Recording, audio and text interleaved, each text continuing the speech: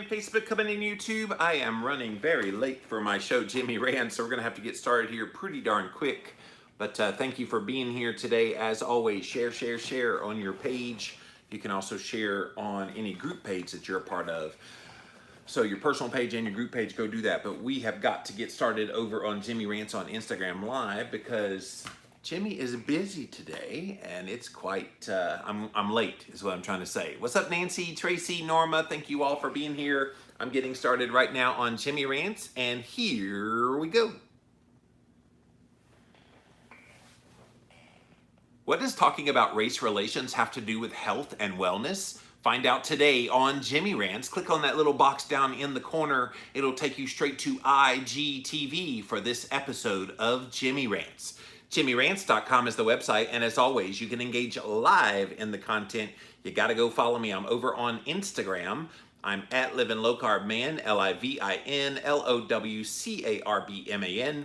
Once you're there, engage live and enjoy the show. We do go live Monday through Friday, 11 a.m. Eastern Time.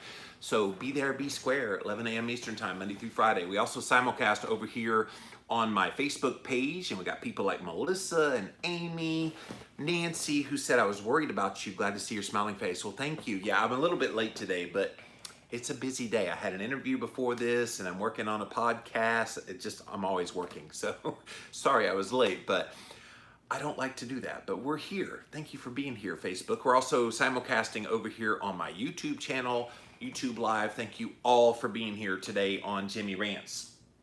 If you missed the live here on Instagram, you can watch it on replay over at IGTV. As soon as this is over, I put it right up onto IGTV. It's a great feature they started a couple of weeks ago where they put the full length, the full hour up over on IGTV. So you can see all the past episodes kind of there since they've been doing that. We have all the past episodes over on YouTube.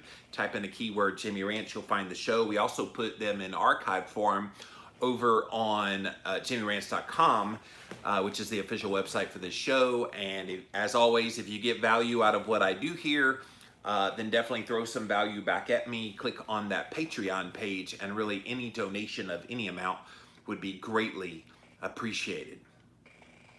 Today I want to take on a topic that has come up quite a bit since I've been talking about some of the social injustice and the race relations stuff in my work. And let me be very clear about this. I am highly unqualified to talk about this subject because I'm whiter than white and certainly do not understand all the intricacies of what it means to be a black person in America. And so I don't pretend like I am some kind of an expert on that. What I do though, is I try to underscore focusing on the human beings involved. And I think when you look at the humans and you take away the political aspect, you take away, all the things that you see in the media about this, and you focus in on what the topic at hand is, it's people. And where there's people and there's people involved, there's humanity involved, really at the end of the day, we're not talking about a color issue, we're talking about a people issue. And so I've been talking quite a bit about the people involved in this issue. And some people have brought up a question, well, Jimmy, what does this have to do with health? You talk about keto and low carb and health and healthy living and cholesterol and fat. What in the world does this topic of race relations have to do with the subject of health? And I think you'd be surprised how intricately entwined the two are. And yesterday on the Livin' La Vida Low Carb show, I had this lady named Shelby Gordon who was telling me a little bit of the history. She's a black woman, telling me a little bit of the history about how fat shaming actually started out as something that was shaming of black women for their weight being big, and that they were seen as less than human, seen as disgusting, and all this stuff. And so fat shaming actually started as a racist act towards black women. And so I was like, whoa, I wonder how many people realize that's where all the fat shaming comes from. It's not just that fatness was deemed unhealthy, and it was actually that they identified that people who had extra weight on their body was deemed unhealthy, was deemed all these things, first because they saw it in black women primarily. And so that was pretty eye-opening. If you haven't listened to the Live and La Vida Low Carb Show interview I did yesterday, again, her name's Shelby Gordon. I have the video up over on YouTube if you want to watch it there, but I also had it on my podcast, so llvlc.com if you want to listen. But these talks about race relations has everything to do with health. And I read a really great article. This was actually in Shape magazine. And the headline says, "Why Wellness Pros Need to Be Part of the Conversation About Racism." And so they kind of go into, hey, if you are a leader in the health and wellness world, you need to be speaking up. You need to be helping people see the connection between what you've been talking about and this. Now, again, let me be very clear. I'm not interested in the political aspect of it. I'm not even interested in like the cultural discussions about cops and who got shot and statistics. All of that's very interesting on a whole nother level. On the topic at hand, we need to see that there are disparities that come in the wellness and health world because of race. I just interviewed a really amazing woman this morning. Her name is Black Carnivore over on Instagram. She does YouTube videos as well under Black Carnivore. And her whole statement that she was saying about connecting these two had everything to do with taking away the economic issues involved. Okay, maybe access to care, it makes it a little more challenging. She said, you take away the economic issues, and there's still 3 times more Black people getting amputations for diabetes complications than white people. And it makes you ask the question, why? It makes you wonder, okay, what is the connecting factor that makes that a truism? And again, there's a lot of things at play here. I asked her, what about kind of genetic and cultural predispositions of the Black community? And we don't know is the answer. But the reality is 3 times as many Black people are getting amputations as white people when they have diabetes. And we should be asking the question, why? And her theory is that Black people are not getting the same preventative type of treatment that white people are. And so is that kind of what we're talking about here today? And I want you to start thinking about this. I know the knee-jerk reaction is, well, that's absurd. Like, why would they treat Black people any less than they do white people? But we have to entertain that possibility. We have to realize that this is at least a perception in the Black community that there is a disparity when it comes to health and wellness as well. So I'm going to read from this, and if you joined us late, I'm about to read from an article that was published in Shape magazine, Why Wellness Pros Need to Be Part of the Conversation About Racism. And it's calling out people like myself, which I've been speaking out for the last 5 weeks. I've been speaking out very heavily on this. I've taken a pretty bad toll on a lot of levels for doing that. But I feel like this is important, and I feel like other people, especially white people in this space that are wellness leaders, need to be taking the baton and running with this. And I get it. It's fearful. You're afraid you're going to turn off a certain segment of your crowd. And it is what it is. But I think if we're really serious about wanting to help people change their health, then we need to get serious about seeing these disparities that are going on in the health and wellness world. So let me read from this. Due to the recent deaths of Breonna Taylor, George Floyd, and Ahmaud Arbery, discussions of racism in America have been flooding the media and social news feeds. While most would agree that racism is a serious problem, how many of us have considered the impact of racism on health? What's more, have you considered the importance of the wellness industry's responsibility to be a part of the conversation on racism? And I would think that we don't always know what those conversations are supposed to be, and especially people in the white community. I think we dance around the issue because we just simply don't know what to say. And I speak from personal experience. Obviously I don't feel like I have racism in my heart, and I believe that with all my heart. I don't feel like I've been racist in any way in the work that I've done, but maybe indirectly by not being more inclusive of understanding and wanting to understand the Black community, that's a form of racism? I mean, I suppose you could kind of look at this from a lot of angles. I'm trying to learn now, and I think a lot of us in this space are definitely trying to be more inclusive, trying to be more understanding, and seeing all the angles from every view. In his 2016 TED Talk, David R. Williams, he's a PhD and an MPH, professor of public health at the Harvard School of Public Health, stated, "America has recently awakened to a steady drumbeat of unarmed black men being shot by the police. What is even a bigger story is that every 7 minutes a black person dies prematurely in the United States. That means over 200 black people die every single day who would not die if the health of blacks and whites are equal." Did you get that? Like, they want to talk about black people being shot by white police, and I get it. That's kind of a narrative that the media likes to, put out there, and it keeps being exacerbated by the reality that there are a lot of black people that get killed by white cops. And I get it. I'm not getting into the whole political aspect of this. I don't care. That's not the point of this. The point of this is, did you see that every 7 minutes a black person dies prematurely of a chronic disease?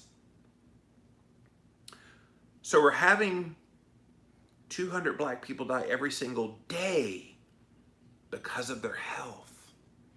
And it makes you wonder why. Like, what is it unique about someone that has black skin that's making them die? Is it because they have some genes or something that makes their body deteriorate at a faster rate than a white person? Like, are we really gonna think that way? And if it's not that, then what is it? Let's think this through a little bit.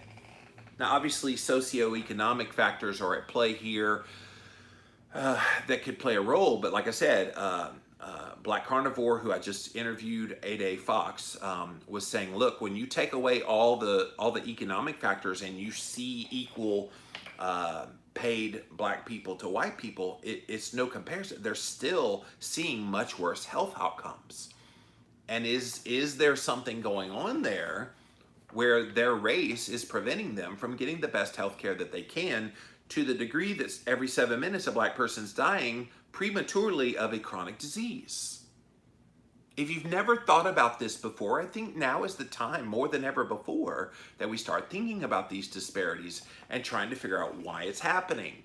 What could be the causal factors? I think that's our role in the white community, is to try to help be an agent for change and improvement and seeing what exactly is going on there. In this TED Talk that David Williams gave, he goes on to discuss a myriad of health implications caused by experiencing discrimination and racism, including increased stress hormones. This is something I've talked about a lot. My theory about why black people are having more diabetes and heart disease and obesity is the stress that they feel because of either the reality of or the perception of racism because of the color of their skin. And again, I phrase it as such that the reality of or perception of, whether we as white people want to admit it or not, there is this perception that they are greatly under attack simply because of the color of their skin. And they always have to be on guard. All of that unguardedness is increasing stress hormones. Cortisol is going up, adrenaline is going up, and that has a negative physical effect on the body. So that's a big factor. High blood pressure, same thing. When you have higher stress, you have higher cortisol levels. Your blood pressure is going to be higher. Increased instances of heart disease and breast cancer, again, all related to metabolic health that can be related to stress, and even premature mortality, dying early. In addition, it's black women who are 2 to 3 times more likely to die from pregnancy-related causes than white women, which again, you have to ask why. Is it because they don't get good prenatal care, or if they get the same care, but they have different outcomes? What is going on? COVID-19 deaths among black Americans are substantially higher, 92.3 deaths per every 100,000, compared to white Americans, only 45.2 deaths per 100,000. That's more than double, according to the Centers for Disease Control. And while there are many things that factor into all these statistics, implicit bias, often a result of unconscious racism, plays a role in the medical treatment that they receive. So again, I'm reading from Shape Magazine. I know some of this is going to be a little bit hard for people to hear because some people don't feel like there's racism, and that's a whole nother discussion for another day. What I'm showing here today by reading this article and giving my commentary is we need to see that there is this connection between racism, between talking about race relations and health and wellness, because we're seeing it in the statistics. Otherwise, how do you explain some of those statistics that I just shared? What is the X factor in all those? What could explain them? And I definitely welcome your commentary. I see a lot of you are being real quiet right now, so please feel free to talk. We need to have these kind of open discussions to come up with answers and to be a part of the solution. Because quite frankly, these statistics are not going to go away on their own. Tina Moore, a nutritional doctor, a naturopathic doctor, says implicit bias is unconscious and it's impacting how doctors treat their Black patients. She's based out of Portland, Oregon. When people are in denial about their own privilege and the ideals that they hold about a certain group of people, it can bleed over into the way they provide care. She's calling out her medical professional friends. Are you giving the same treatment and the same education to the Black person that you are the white person? Each individual doctor is going to have to answer for that. They're going to have to basically say, yeah, I see them and treat them all the same. And of course, people will say that. They'll give lip service to that. But do you? And again, this isn't pointing fingers at anybody. There's a lot of white people that have a knee-jerk reaction. I don't know why you're pointing fingers at me. I haven't done anything wrong. Lay that aside for a second. That's not a part of this discussion. This discussion is acknowledging that there's definitely a disparity when it comes to the health of Black people compared to the health of white people. And if we don't recognize that there's at least a disparity there, and if you missed it earlier, 3 times as many amputations for type 2 diabetic Black people as there is for type 2 diabetic white people. And this accounts for all the economic factors involved as well, because that's what people will jump on. Well, there's less access to care because of less money and da-da-da. I also brought up with Black Carnivore in our interview that, okay, maybe they hold off on going to see the doctor because of the stigma, because of obesity. And again, that's another part of the discussion, that you hold off on dealing with health issues until it gets to a really severe degree where amputation is the only thing that's left. So a lot of kind of moving parts to this, but we have to get our wheels turning on this about why there seems to be such a disparity in the health between Black people and white people. Racial bias in pain perception is also associated with racial bias in pain treatment recommendations. We aren't empowering people to have autonomy over their bodies because of this bias. So again, they're calling out, this is a naturopath in Portland, Oregon, Tina Moore, calling out her medical colleagues. Okay, are you viewing pain in a Black person the same way that you view pain in a white person? And again, each individual doctor and medical professional is going to have to answer that in their own heart.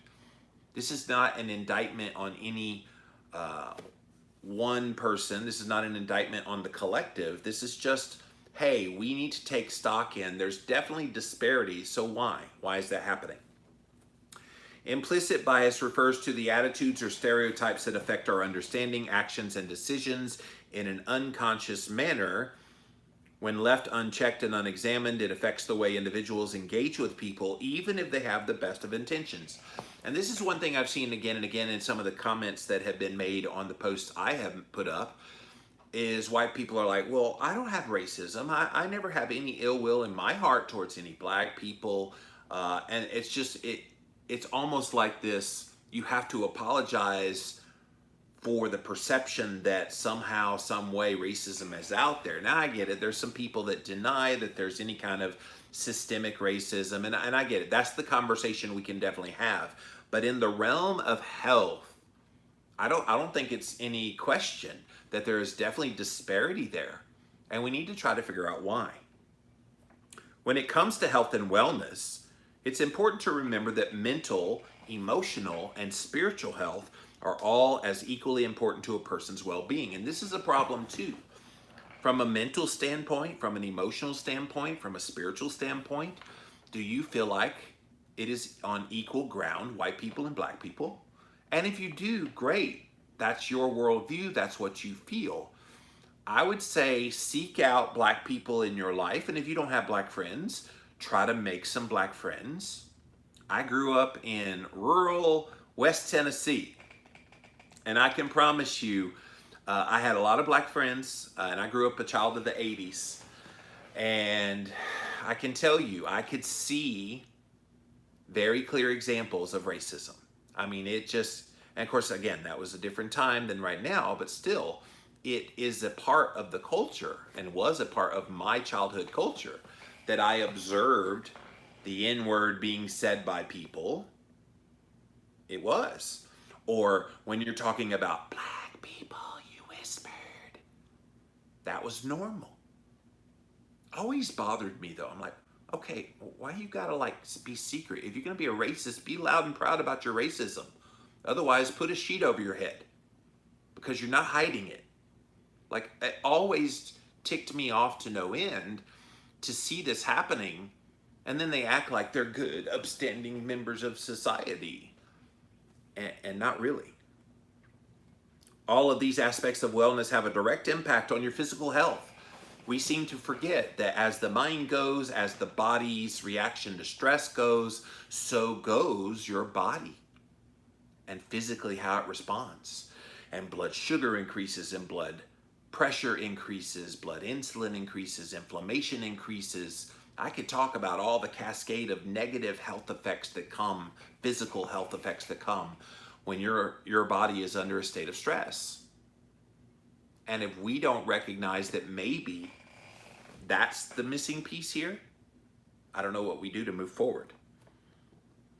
You can't adequately take on a holistic approach to wellness without addressing racism and how it affects the well-being and prevents some people from feeling safe in their bodies. Like when I first started hearing about the parents of black children that would have to explain to them, hey, when you get pulled over by a cop, have your wallet on the dashboard. Just keep it on the dashboard all the time because you don't want to be seen grabbing for your license and registration, and then they think you're going for a gun, you get shot.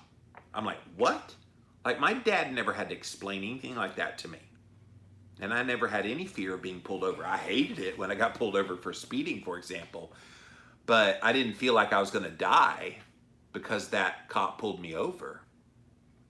Ever. And yet there is this perception in the black community that if they get pulled over, they might die. In fact, I was watching a video just the other day of a black cop, who got pulled over, and he knew all the protocols of what to do because he had pulled people over himself. And it was this white cop in another jurisdiction, and he had a gun on him, the black cop did, when he got pulled over, and he said, sir, I am a fellow police officer. I have a gun in my holster on my right hip. I just wanted to let you know. And so he was being overly like explanatory. And the white cop's like, okay, well, just pull it out of the holster. He was like, if I grab for my gun, you will shoot me. Like, that was a real fear of his. And so all of the stress hormones that come from situations like that, we can't deny that that has to have some kind of a physical effect on his body. And this is what we're talking about in this article. Again, whatever you think of what's being said here in this article, that's not relevant. I think what we're talking about here is we need to have this conversation that race relations and health and wellness are intricately entwined, a lot more than you realize. And again, whether this is a reality that black people should be fearful if they're pulled over, just as an example, or if it's just that perception. Guys, the perception becomes reality because that still impacts their stress hormones and gives them a little more anxiety than not. It's clear that racism is a public health issue. As such, it's imperative that wellness practitioners join in on this conversation about racism, both in America and around the world. one of the most common rationales I hear from members of the wellness community about why they have yet to join the conversation about this intersection of racism and wellness is that they just don't know what to say, or they're worried about getting it wrong. Yeah, welcome to the world of getting it wrong, worried about getting it wrong. I have been talking very openly the last 5 weeks about this. And when I first started talking about it, I said it all wrong and I messed up badly. And people let me know right away how badly I messed it up. Then I started getting educated, and I had fellow white people actually help to educate me. And I started learning a little more. I've now been interviewing quite a few people of color in the wellness space, for example, who have helped to educate me even more. And I think that's what we can do, you guys. Learn from these other people that maybe we've never connected with before. And it wasn't like anything overtly racist by not connecting with them before now. But now more than ever before, I think we recognize, okay, when you know better, you do better. And we know better. And we're now starting to learn some of these things and the challenges that face the Black community. And we can't put our head in the ground. We can't worry about not knowing what to say. Can't worry about getting it wrong and being called a racist. Guys, I have been called every name in the book since I started writing this, writing about this stuff and talking about it on Jimmy Rants and all the things. I've had quite a bit of stuff put out there. But it's an important part of the dialogue, and it's an important part if we're gonna move forward in having these conversations about why Black people tend to have more health and wellness issues. And it's statistical fact. We got to dig deeper to find out why. And now we're starting to come up with some clues.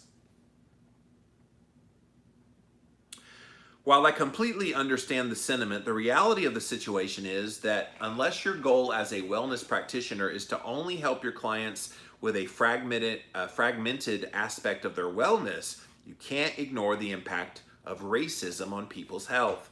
Staying out of the conversation does not change anything. In order to combat the health disparities of racism, the wellness industry needs to be a part of the solution. And this is one reason, guys, that I have spoken up. This is one reason that as one of the leaders in the low-carb, keto, carnivore type of space, I've tried to use my voice, my platform, to be an agent of good. And do I always get it right? No. Am I a part of the conversation and bringing together messages to people that maybe they would not have been exposed to but for? Absolutely. And are those people now being influenced and understanding this and maybe starting to share it in their sphere of influence? Yes. And that's what it's all about. I see so many people still posting their latest recipe for this and, oh, well, we need to worry about the health marker, this health marker, and blah, blah, blah. And I'm going, okay, are you just going to pretend like the race stuff just isn't going on right now? Are we just going to act like it's no big deal? Or are we actually going to be a part of this and being a part of the solution to this? And I don't know about you guys. I want to be a part of the former, not the latter. Because the former is where real change is going to happen. Can you imagine, like, we've lived our whole lives thinking this is something we can sweep under the rug, sweep under the rug, sweep under the rug, and now all of a sudden we are at the very edge of real change happening.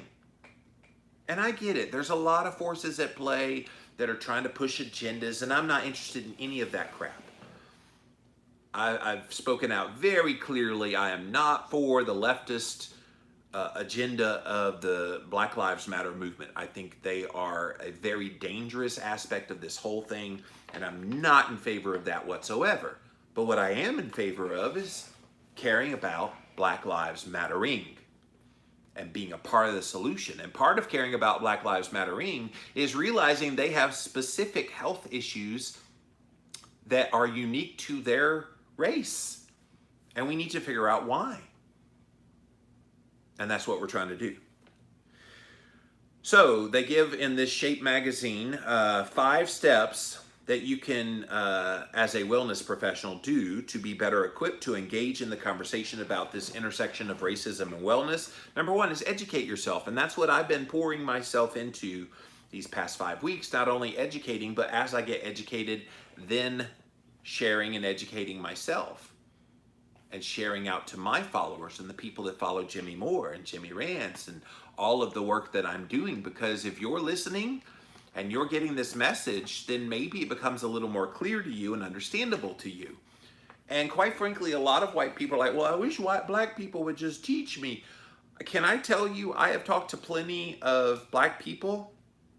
They're exhausted. They're frustrated. They feel like they've said these things, even though we haven't heard them. They feel like they've said these things over and over and over so many times that it's not been heard, that they're like, I'm out.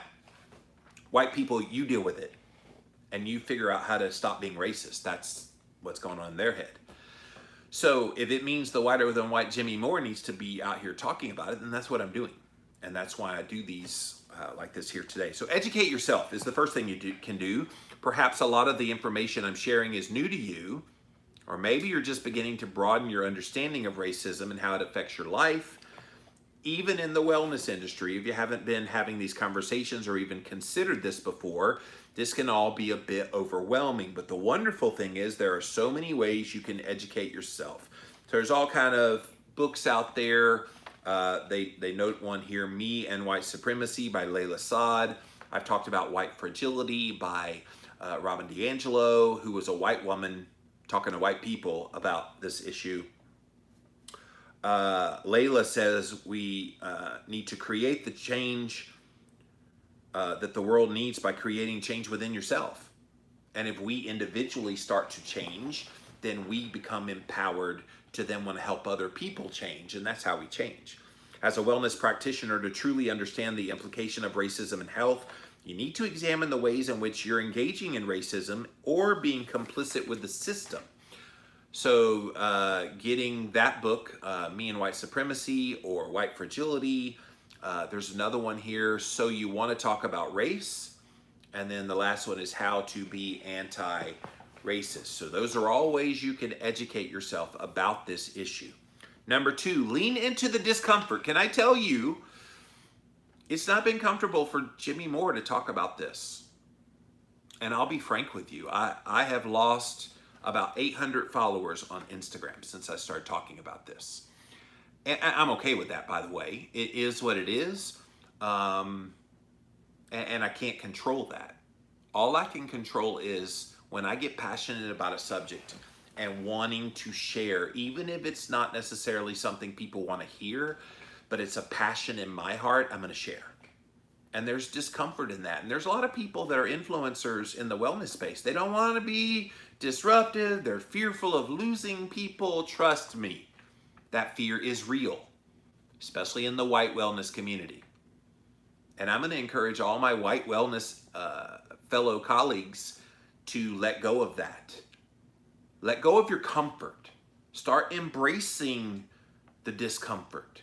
Because it's in embracing the discomfort that you finally see that there's a whole nother side of this story that has not been amplified and articulated and had a light shone on it. And when you start to see this other side, you go, oh my gosh, where have I been? Discussing racism in general may make you feel uncomfortable. However, it's important to remember that any new practice will always involve discomfort. Trust me, when I started the Atkins diet and I went from about 1,600 grams of carbs to 20, there was a little discomfort. It was bad. Strength training is another thing. When you first start, you get to delayed onset muscle soreness. Beginning meditation, your mind wanders when you first start doing that. If you train for a 5K, discomfort is where the growth is. It is where the medicine is. It's where the liberation is. Life coach Shirin Eskandani, sorry I slaughtered that person's name, wrote about this topic. If you can understand why the discomfort of a yoga pose is beneficial to your healing and growth, then you can also understand the discomfort of anti-racism work is exactly the same. Discomfort is where you grow. And discomfort is a necessary part of the process, and experiencing discomfort, which results from talking about race and racism, is substantially easier than experiencing racism. And that's something I've had to remind myself. As much discomfort as I have had as a white health influencer these past 5 weeks talking about this, I can't even begin to imagine what it's like having to live in black skin in America. And I know, again, there's going to be people be like, oh, they have the same opportunities. What are you talking about? There's no racism. There's no discrimination. I wish you would stop talking about that. There's going to be those people always. But if you stop and really think about it, would you trade positions with a black person in America right now? And most white people, no way, Jose, would they ever do that. Why? And if you believe that, ask yourself, why wouldn't you? If you feel like there's equal opportunity, why would you not? And I think you know why. Number 3, recognize the privilege of staying out of the conversation. I got to tell you, this week I was very tempted to stop talking about this altogether. In fact, I was talking with some close confidants and I'm like, I think I'm done talking about the race relations because it feels like nobody really wants to have a solution. Nobody really wants to come to some understanding and really resolve this issue, so what's the use? And all it's doing is causing discomfort and pain and losing followers and blah, blah, blah. And I stopped and realized, oh my gosh, I have that privilege. I can bow out at any moment. Nobody's making me be in this discussion, and I could back out of this discussion and live my happy life and talk about nutritional ketosis and all the things, and nobody would bat an eye. That's the easy way out. And unfortunately, black people don't have that out. They experience discrimination and racism on a daily basis, or at least the perception of it. They don't have the opportunity to opt out. If you can choose not to discuss racism and other forms of oppression and it doesn't affect your life, you have privilege. You have the ability to ignore and remain silent on important issues because there is no direct negative effect on you at all. Staying out of the conversation about racism is actually a form of complicity. Choosing to remain silent on issues of racism will uphold the system already in place, and it is an example of privilege in action. I have told people this. If you don't speak out on this, you're basically saying that you're okay with the way things are. You're okay that there's a segment of the population who feels like they are oppressed and unheard. And as a human being who cares about other human beings, I want to find out why do they feel that way. And if it's a real thing, then help me understand what it is that's going on and how we can be a part of the solution. If it's only a perception of a thing, then let's help to show that it's not the reality that they think it is. Either way, we can't turn a blind eye to this. Either way, we need to be a part of the solution. In the words of Martin Luther King Jr., in the end, we will remember not the words of our enemies, but the silence of our friends. Even if no one tells you about the impact of your silence, they're feeling it. And again, I know this whole issue of white people being silent has been controversial. Some white people have pushed back and, I don't know what to say. I don't want to say the wrong thing. Maybe I don't have any opinion on it at all, which is part of the problem. There's a lot of moving parts to this. But just know when you don't say anything, you're basically saying a lot that, okay, you must not care that we have these issues going on. So start with things like calling other people out for unconscious racist behavior and microaggressions, pushing for adequate representation in your clients and staff, speaking up about issues like this, whether you usually make your voice heard on social media or within your immediate professional circles. So they're just saying, speak up a little more. And again, I know a lot of people in the health and wellness space that aren't touching this subject with a 10-foot pole. They're not. They don't want to talk about this. They don't even want to come anywhere near it. To which I can understand that as a white person and as a person who has gotten an increased amount of stress. I will tell you, talking about this has definitely impacted my health and my stress levels, my sleep. I'm usually a pretty good sleeper and I track it with the Oura Ring. And the last week alone, I have had struggles trying to get it back on track again. It's okay, it's good, but it's usually outstanding and excellent, and it hasn't been lately. And people are like, well, if it's affecting your sleep that much, why don't you stop talking about this and try to chill and get back in line. I'm like, yeah, again, I have that privilege to be able to do that. And I have a heart for people. And I'm going to continue to have a heart for people. I don't care what the color of your skin is. Number 4, seek to diversify your social and professional circles. And I'm doing this actively now. I was called out today by Ada Fox. Ada Fox, that's her name, Edefox. She's Black Carnivore here on Instagram. And she said, you know, white people need to kind of seek us out. We're here. We're not hiding. We're out here. So you need to seek us out. And so I'm looking to diversify the people in my sphere of influence. I don't currently have an opening in my own business, but the next opening I have, I'm probably going to hire a person of color. Obviously looking at qualifications and all that, not just getting a token person of color. There's nothing worse than being a token employee and not one that has qualifications. But I'm going to seek out highly qualified people and try to hire within that a person of color. If the majority of the people in your social and professional circles look just like you, diversify your life a bit. Without the power of a diverse circle, you can fall into the trap of groupthink, wherein everyone you know holds similar beliefs.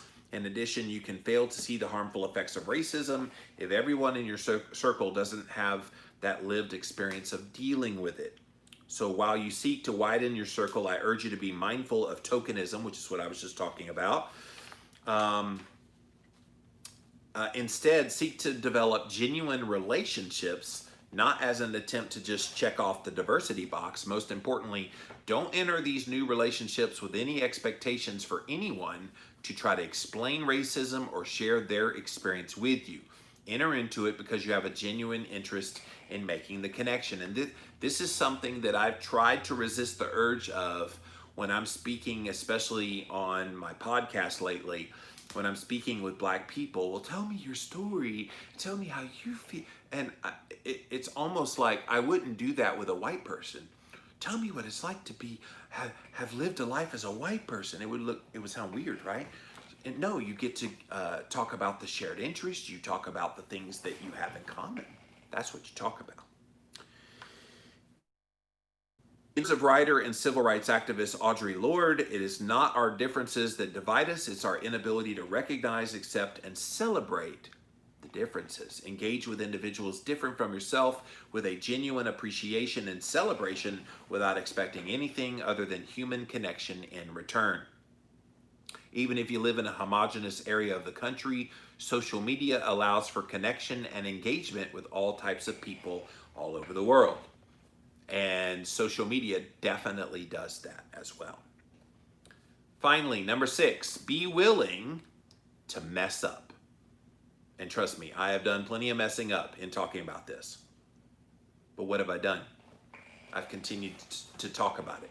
I've continued to do videos, to write posts, and engaging in the conversation. Because the worst thing you can do is disengage from the conversation altogether.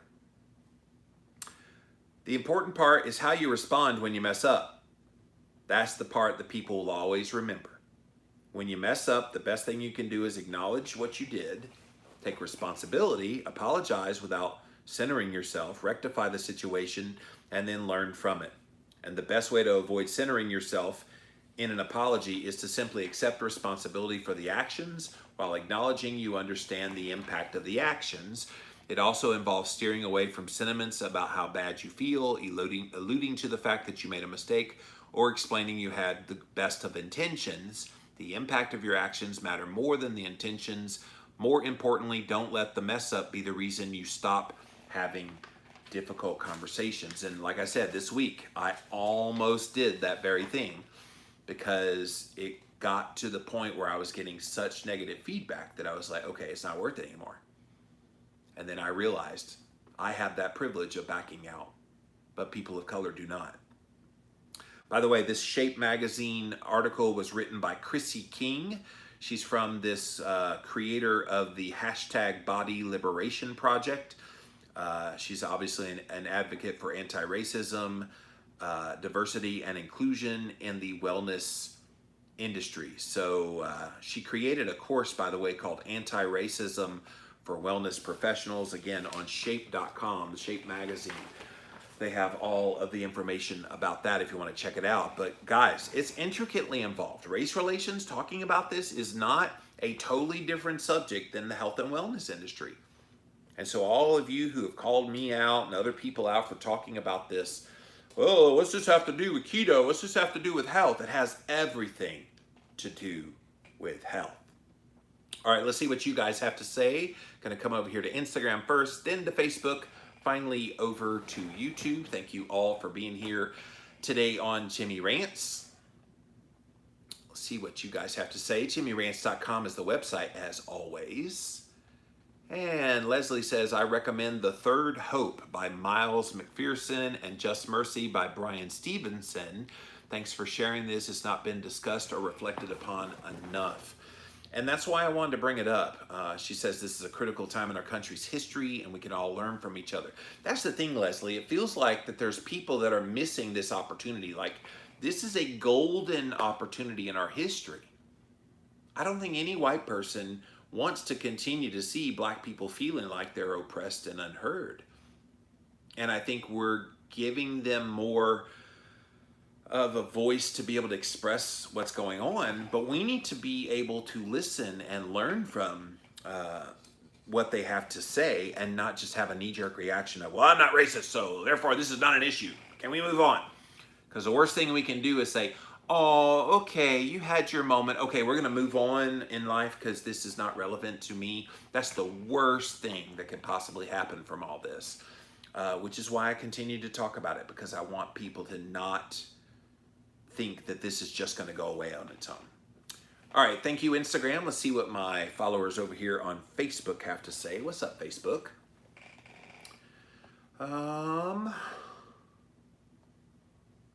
Let's see. Tammy says, thank you for taking on the current issues from COVID-19 to racial tensions. I know social media platforms will demonetize when certain topics are discussed. I've been disappointed with some keto influencers who won't mention due to losing funds. Yeah, I have been shadow banned on Facebook. I have been shadow banned on Instagram. I have had a lot of people that say, when you go live, I don't get notifications anymore. I know over on YouTube, when people have been subscribed, they changed the classification of my channel over to kids. And so a kid's video can't get notifications. And so when I go live, they don't always send out the notification that I've gone live. And so people have had to unsubscribe and resubscribe, and then it fixes it. But yeah, trust me, I have paid a toll for speaking out like I have on a variety of issues. And that's of no concern to me. I'm gonna keep doing my work. Nancy wants to know what shadow banned is. So shadow banned is, I keep doing my work, Nancy, but then if you subscribe to my channel, if you are someone who follows me, you won't always see all of my posts. And so I sometimes will get people that say, they'll write to me in an email that, wow, you haven't written anything on Facebook or Instagram in 2 weeks, or over here on YouTube, I haven't seen a new video in 2 weeks. I'm like, I put up videos every day. I post on social media every day. And then, oh my gosh, I'm like, go directly to my page and you'll see all my stuff, but you don't get it in your news feed. You don't see it. That's what shadow banning is. So hope that helps. All right, thank you, Facebook. Let me pop over here to my YouTube channel. All right. How's it going? I'm new to your channel. Well, welcome. Thanks for being here. Hello, Linda. Thanks for being here. All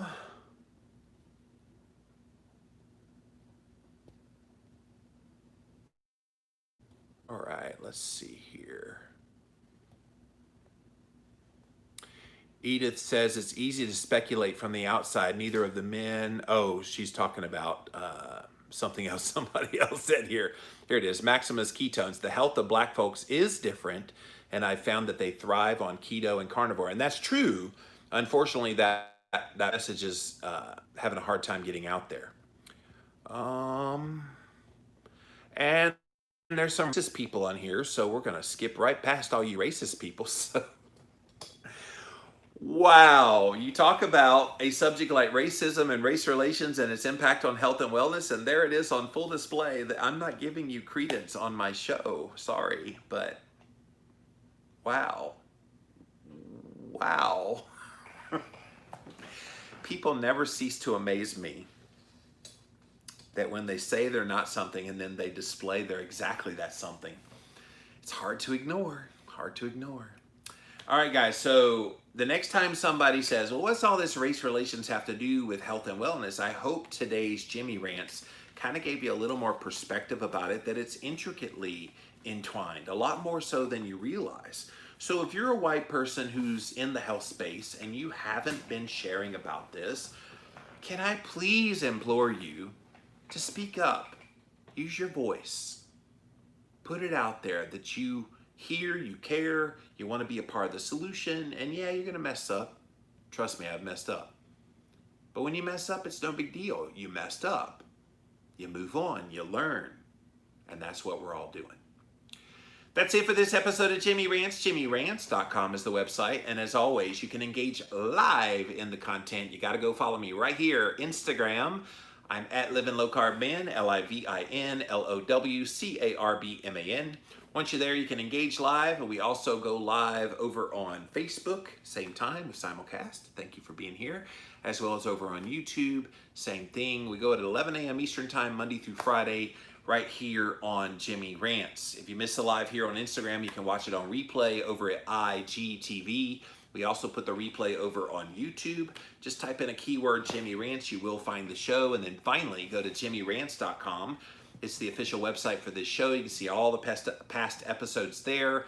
And if you get value out of what we do here, I try to do a really good show with a wide variety of topics for you to enjoy and learn from.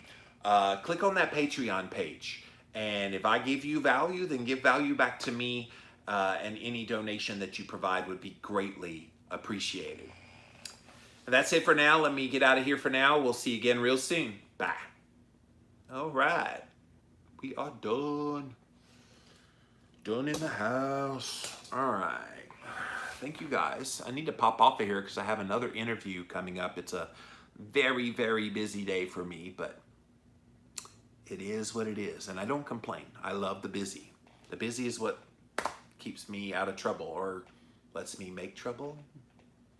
Maybe a little bit of both. So. All right, let me get out of here. See you later, guys. Bye. Bye, YouTube.